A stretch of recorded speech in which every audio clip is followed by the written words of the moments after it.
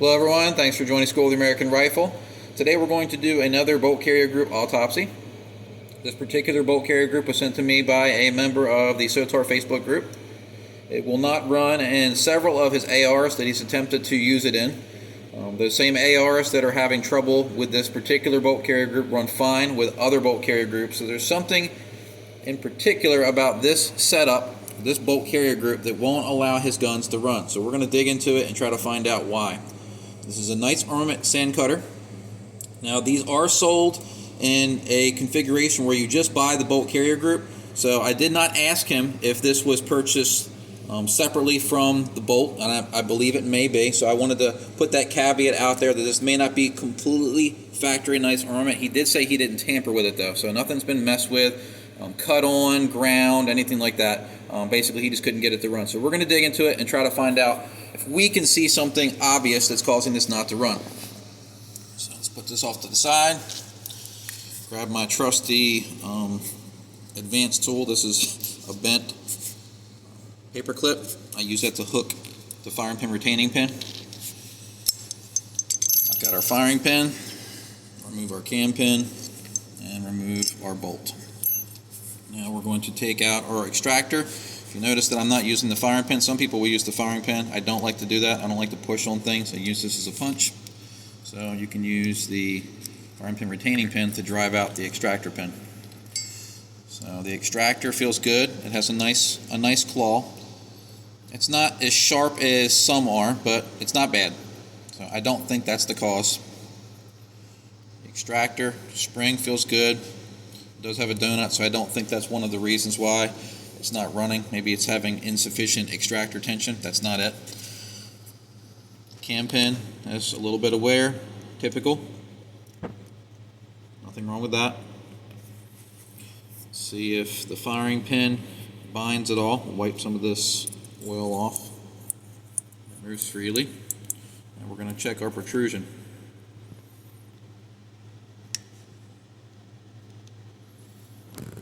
.0305, so we are good with firing pin protrusion. The tip looks good.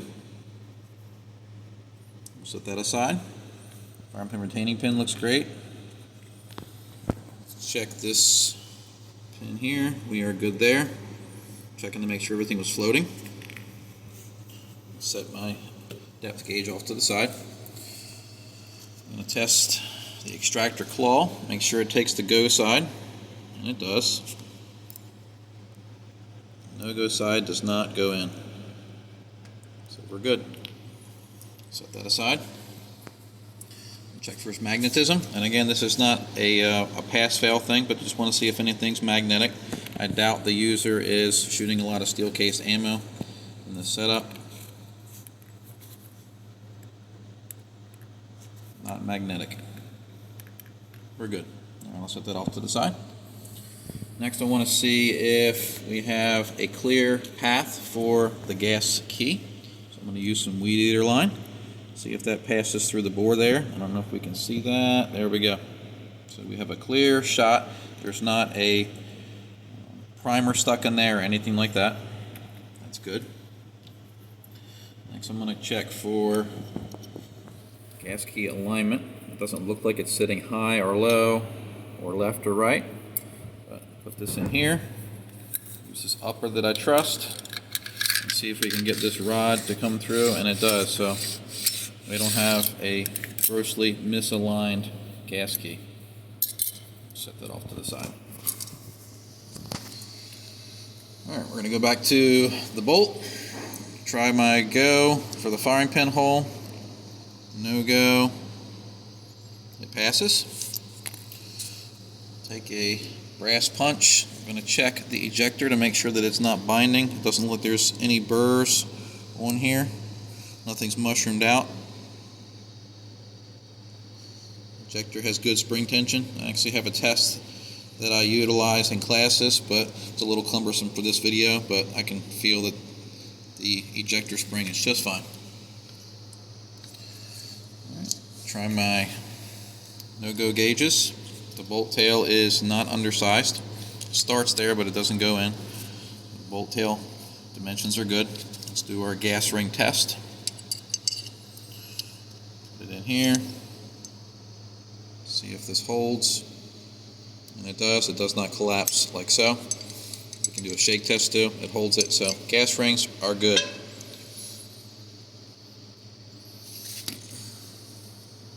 Try the cam pin in here. We don't have a lot of slop.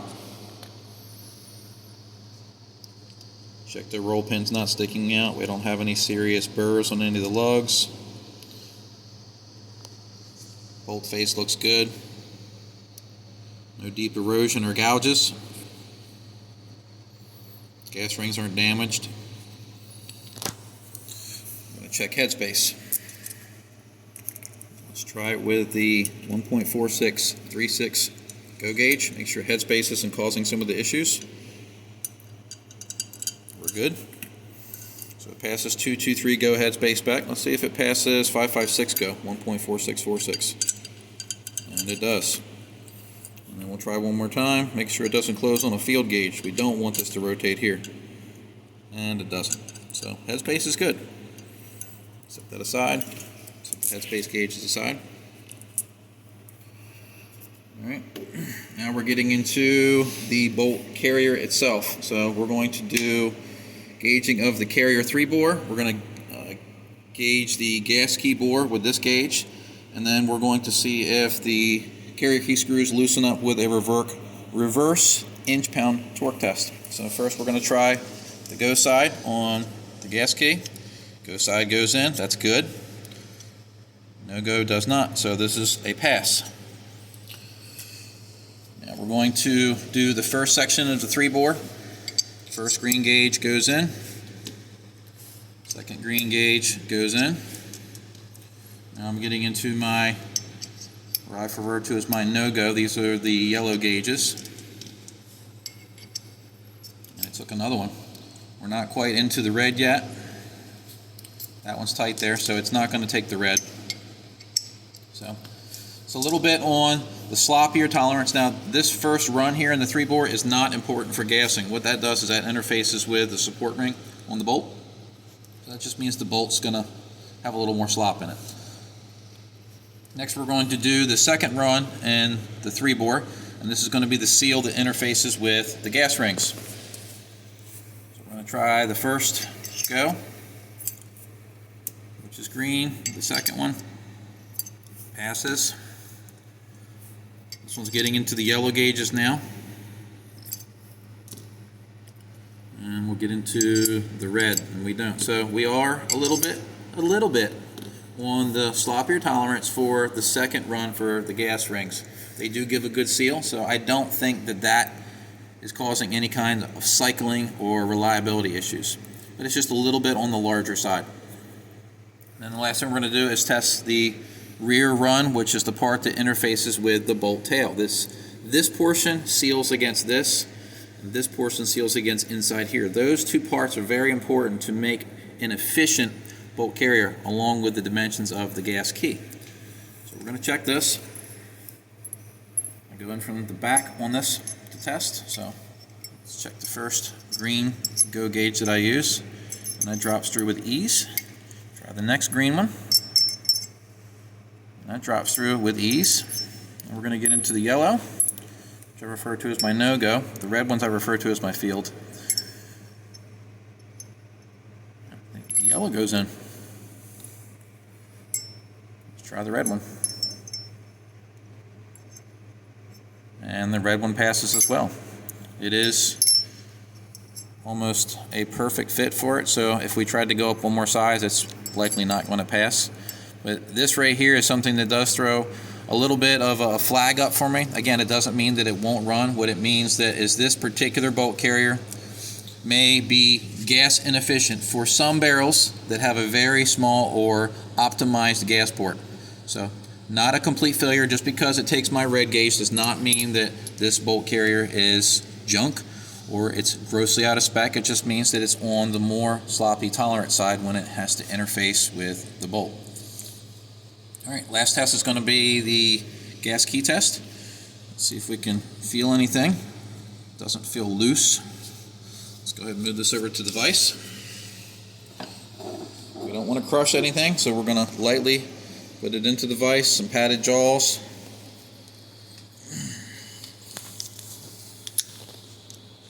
Make sure that my bits fit. And we're going to set this. I do 2 attempts. First I'll try at 20 inch-pounds with reverse torque. And this will tell me if this wrench clicks that at least the fasteners are not broken or loose. Grossly broken, grossly loose or broken. And then if it still passes that, we can move it up to 30 inch-pounds and do a reverse torque test. And if it doesn't move at that point, we leave it alone. We do not want to try stepping it up. 30 in reverse torque is the most that I ever apply when I'm testing these.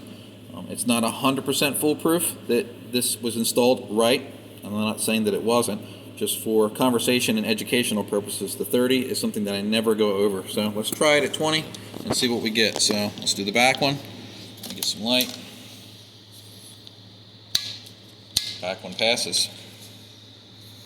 We are at 20. Oh my. Front is loose.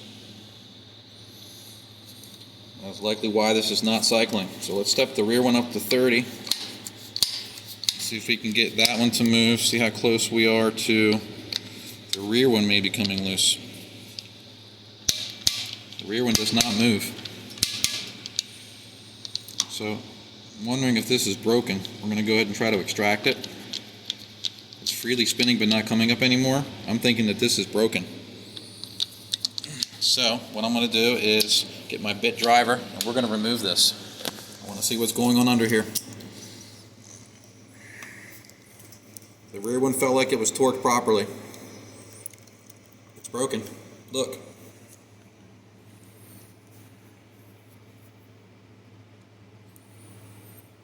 So what could be happening here is we just have a fluke instance where a fastener failed.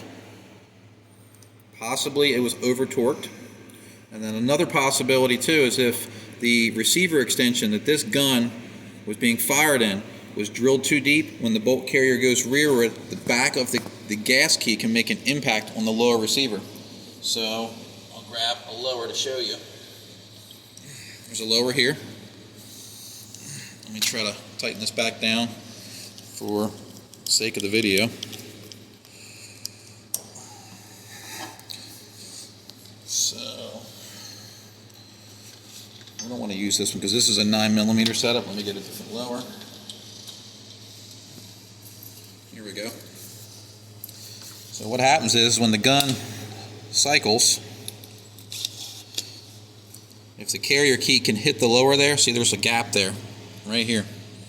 But if the carrier key hits the lower like this, I'm doing it upside down of course, that can impart a lot of force and break either one or both of these fasteners. So it's hard to say what's the cause because I don't have the rest of the gun to see if there's an impact marked there. But that could be one of the possibilities why. Get this back into the vise. Let's loosen this.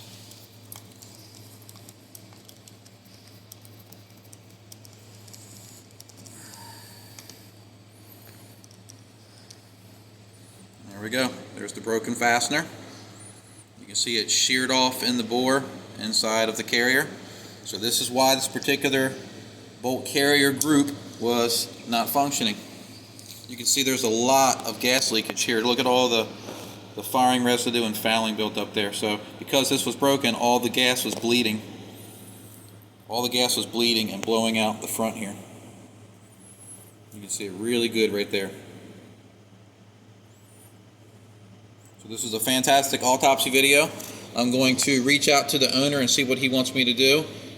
See if he wants me to try to extract this, and if that's the case, then I'll do a follow-up video showing extraction of a broken off fastener, or I'm just going to put it back together so he can contact Nice Armament and see what they want to do about the situation. If he wants me to fix this, I'll give him the opportunity for me to replace the gas key because I don't reuse them, and then we'll put some ox from Michigans in here which have a good bite on them, so we'll do a whole new staking job if he decides to take that path. But I'm not going to do anything at this point. I don't want to void any kind of warranty. I can see on here out of the gate there was some kind of thread locker on the fastener there. Looks like it's possibly red Loctite. Let me try to zoom it in. There we go. So there was some kind of thread locker on there, which may make this very difficult to get out. So we'll see. I'm going to contact the owner and see how he wants to proceed with this, but I think this was a fantastic learning experience, another bolt carrier group autopsy. I'm going to do another follow-up bolt carrier group autopsy with a brand new Guys Lee bolt carrier group. So stay tuned for more. Thanks for watching, and I hope you enjoyed this video.